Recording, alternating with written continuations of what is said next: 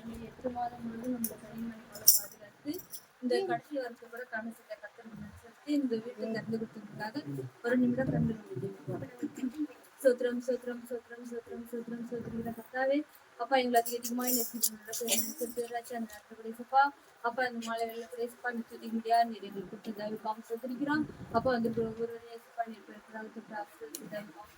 ராஜா அப்பா பேச போற கத்தாவே என்னை மறைத்து நீங்க பேசுங்க ராஜா அப்பா என்னுடைய சுயப்படி கத்த நான் மாத்திரம் மகிழ்பட கத்தர் பாத்தீங்கன்னா இந்த 8 மாதம் போது நம்மளை பாதுகாத்து வந்தாரு அதுக்காக கத்துட்டு இருக்கிறேன். அது மாத்திரம் இல்ல இப்ப நான் வந்து இவங்களுக்கு வந்து மெசேஜால ஒரு ஏன்னா இந்த வருடம் முழுதும் இப்போ 3 மாசம் கழிச்சுதான் அடுத்து வருமானத்துல இப்போ நம்ம வந்து நான் தான் இவங்களுக்கு கொடுத்துட்டே இருந்தேன். போன மாசம் மட்டும் ரூத்து கொடுத்தது பாத்தீங்கன்னா இது நான் எது சொல்றேன்னா அட்வைஸா இப்போ இவங்க இவ்வளவு சொன்னாங்களே இப்ப சாட்சி எல்லாம் சொன்னாங்களே இதெல்லாம் நம்ம எதனால பெற்றுக்கொள்ள முடியும்னா விசுவாசிச்சா மட்டும்தான் பெற்றுக்கொள்ள முடியும். இப்ப கர்த்தர் நம்மளுக்கு இதெல்லாம் நன்மையா செய்வார். இவங்க எல்லாம் சர்ச்சுக்கு வர்றதுனால ஜபிச்ச மாதிரி ஜட்ஜிக்கு வர்றதுனால இதெல்லாம் அவங்க விசுவாசிக்கிறாங்க தான். ஆனா நம்ம திருப்பி ஒண்ணு சொல்றது மூலியமா ஒண்ணு கேட்கறது மூலியமா இன்னும் என்னன்னா ஸ்ட்ராங் ஆகும். இப்போ அவங்க வந்து இப்ப ஏற்கனவே விசுவாசிச்சிருக்காங்க அதனாலதான் பெற்றுக்கொண்டிருக்காங்க. இன்னும் நம்ம வந்து கர்த்தருடைய இதுல வந்து யாரு இது மாதிரி விசுவாசிச்சாங்க அதை பெற்றுக்கொண்டாங்கன்றத பார்த்தோம்னா இன்னும் நம்முடைய விசுவாசம் என்ன பண்ணா பலப்படும். அதுக்குதான் நம்ம என்ன சொல்றோம்னா நம்ம ஃபர்ஸ்ட் பைபிள்லயே யார விசுவாசத்துக்கு தகப்பன்னு சொல்லிட்டு பாக்கணும். ஆபிரகாம் அது வந்து ஒரு முறை நினைவூட்டுறதுக்காக சொல்றேன், மெசேஜா இல்லாம நினைவூட்டுறதுக்காக. அந்த வசனத்தை பாத்தீங்கன்னா ரோமர் வந்து 4:3 கூட பாருங்க.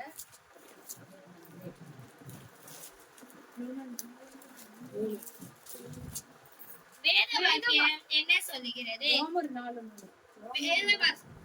வேதவாக்கியம் என்ன சொல்லுகிறது?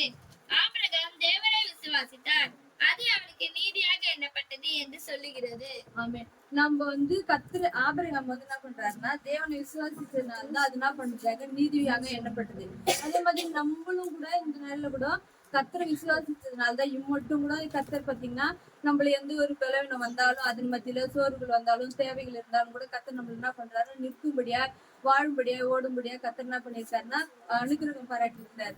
போன முறை மெசேஜ் கொடுத்தப்ப கூட சுத்தத்தக்க சொன்னாங்க அந்த வசனம் வந்து பயப்படாத நான் உன்னோட இருக்கிறேன்னு தெரியாது. அந்த வசனத்தை வந்து கர்த்தர் என்ன பண்ணிருக்காருன்னா அவங்க கொடுத்துருக்காரு. அதை நம்ம ஒரு நாளும் அவங்க என்ன பண்ணுவாங்க கண்டிப்பா இப்ப நான் சொன்ன உடனே அவங்க சொன்னப்போ நான் தெரிஞ்சுட்டேன். அப்ப அந்த வசனத்தை மனசுல இருக்கு அது விசுவாசிச்சதுனால்தான் அவங்க மட்டும் கர்த்தர் என்ன பண்றாரு பயப்படாதே நான் உன்னை கையம் பிரிச்சு வழி நடத்துறேன் தெரியாதே நான் உன் தேவன் சொல்லியிருக்காரு. அதே கர்த்தர் தான் இப்பவும் சொல்றாரு.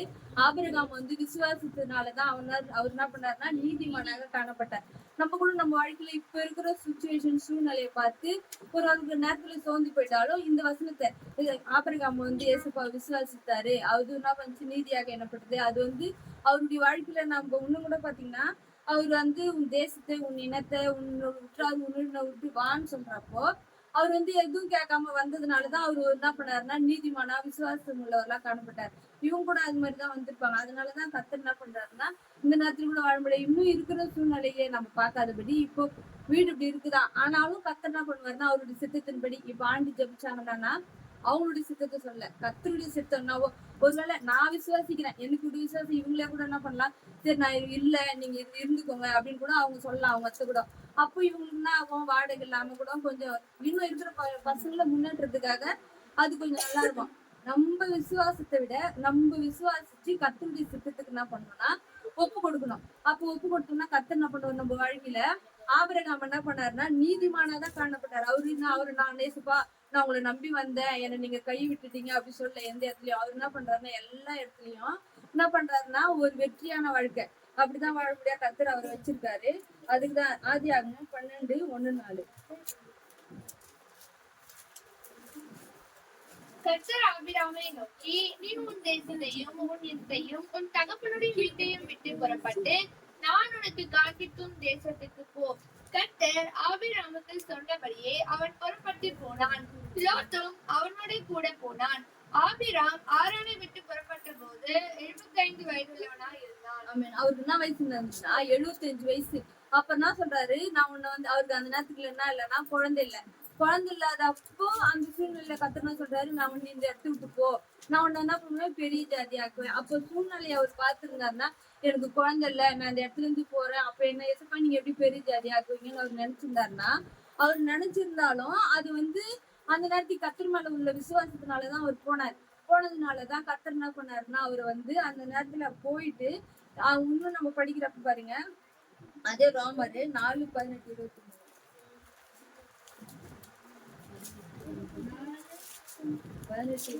உன் சந்ததி இவ்வளவா இருக்கும் என்று சொல்லப்பட்டபடியே தான் அநேக ஜாதிகளுக்கு தகப்பனாவதை நம்புகிறதற்கு ஏதுவில்லாதிருந்தும் அதை நம்பிக்கையோடு விசுவாசித்தான்.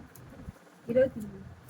அது அவனுக்கு நீதியாக எண்ணப்பட்டது என்பது அவனுக்காக மாத்திரமல்ல நமக்காகவும் எழுதப்பட்டிருக்கிறது. அவங்க வந்து சாராளுடைய கர்ப்பம் கூட என்ன பண்ணுச்சு, செத்து போயிடுச்சு. அவருக்கு கூட வயசாயிடுச்சு. ஆனா அவர் என்ன பண்றாருன்னா, அதை நம்புறாரு, அதை விசுவாசிச்சாரு.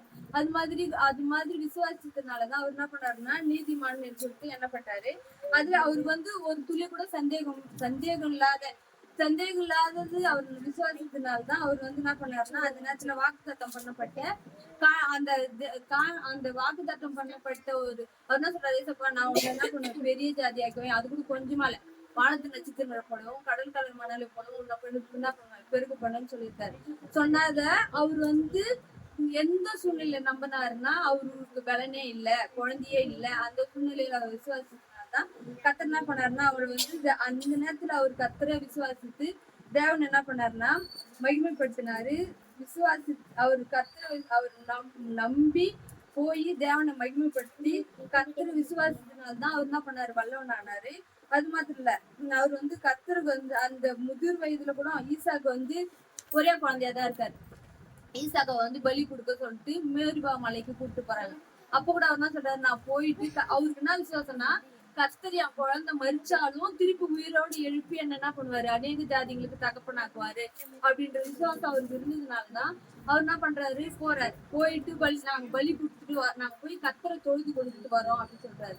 நம்ம கூட நிறைய சூழ்நிலைகள இப்போ இது மாதிரி சூழ்நிலை இருக்கு, சுச்சுவேஷன் இருக்கு, இது நம்ம வந்து இப்படி எப்படி நடக்குமோ அப்படின்னு நம்ம இருக்கிறப்போ கர்த்தர் என்ன பண்ணாரு, இந்த 8 மாதம் முழுது நம்மளுக்கு என்ன பண்ணிருக்காருன்னா, எல்லா சூழ்நிலையிலயும் கண்ணீர் மணி போல நல்லாவே கர்த்தர் நம்மளுக்கு என்ன பண்ணிருக்காரு, வழி நடத்திருக்காரு. ஒரு குறைவு இல்லாதபடி கர்த்தர் நம்ம, ஏன்னா அவங்க வந்து இப்போ நம்ம எல்லாருமே எந்தெந்த சூழ்நிலையில இருந்து வந்திருக்கிறோம், எப்படி இருந்து வந்திருக்கிறோம்னு நம்மளுக்கு தெரியலனாலும் கர்த்தருக்கு தெரியும். அவர் என்ன பண்ணிருக்காரு, இந்த 8 மாதம் பொழுது கண்டிப்பா பாதுகாத்து வந்தார். நம்மளுக்கு என்ன வேணும்ன்றத இப்ப இல்ல, தாயின் வயிற்றுல உருவாகும் முன்னே அவருக்கு என்ன வேணும் தெரியும், தெரிஞ்சிருக்கு. அவர் நம்மள வந்து முன்குறிச்ச தேவன், அவர் நம்மள வந்து எப்படி வைக்கணும்ன்றது அவருக்கு தெரியும். அதுதான் நம்ம போறதுக்கு முன்னாடியே நம்மளுடைய வழிகளை கர்த்தர் என்ன பண்ணுவாருன்னா செவையாக்குவார். ஏன்னா அவரு நம்ம மேல நினைவா இருக்கு. இப்போ எனக்கு 2 பசங்க இருக்காங்கன்னா, அவங்க மேல என்னுடைய நினைவுகள் கண்டிப்பா என்ன இருக்கும்னா, ஒரு 24 மணி நேரத்துல நான் மூச்சு இருக்கிறப்போ கண்டிப்பா என் வேலை டைம் போக மத்த நேரம் எல்லாம் அவங்க மேலேயேதான் என்னுடைய சிந்தனை இருக்கும். அப்படி இருக்கு உலக பிரகாரமான நானே அப்படி இருக்கிறேன்னா, கர்த்தர் என்ன பண்றாருன்னா அவருடைய நினைவுகள் நம்ம மேலதான் இருக்கு. நம்ம சொல்லலாம், எசப்பா எனக்கு இது வேணும், எசப்பா இது எனக்கு வேணும்னு சொல்லிட்டு நம்ம சொல்லலாம்.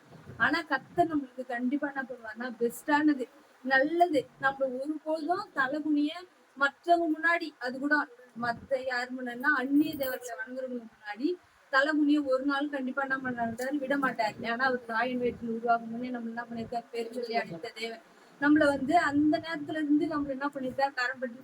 அதுக்கு நம்ம என்ன பண்ணணும்னா, கண்டிப்பா கர்த்தரிடத்துல வந்து நம்மளால முடிஞ்ச அளவுக்கு விசுவாசத்தோட ஜெபிக்கிறோம் தான் நம்ம எல்லாருமே.